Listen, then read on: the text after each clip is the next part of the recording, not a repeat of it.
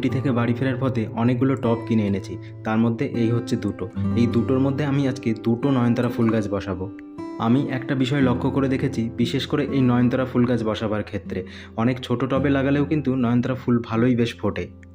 এর আগে আমি সাদা রঙের একটা নয়নতারা ফুল গাছ এর থেকেও একটা ছোট টবের মধ্যে বসিয়েছিলাম, সেটাও কিন্তু সারা বছরই ফুল হয়ে যাচ্ছে, আর তার থেকে আমি বীজও তৈরি করে রেখেছি। এই গ্রো ব্যাগের থেকে মাটি নিয়ে আমি এই টবের মধ্যে ভরে নেব। তার আগে কিন্তু এই টবের মধ্যে আমি পাথরের টুকরো যে ছিদ্রগুলো ছিল তার উপর দিয়ে দিয়েছি, যাতে অতিরিক্ত জল বেরিয়ে যায়।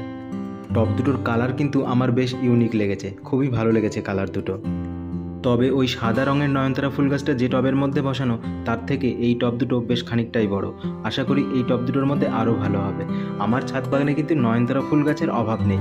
এই যে দেখতে পাচ্ছ, যেখানে সেখানে হয়ে রয়েছে নয়নতারা ফুল গাছ। এতগুলো নয়নতারা ফুলের চারার মধ্যে থেকে আমি দুটো চারা তুলে নেব। আসলে বাড়িতে ঘরে পুজো দেওয়ার জন্য আমার মনে হয় এই নয়নতারা ফুলটাই সব থেকে বেস্ট। সারা বছর একই রকমভাবে ফুল দিয়ে যায়।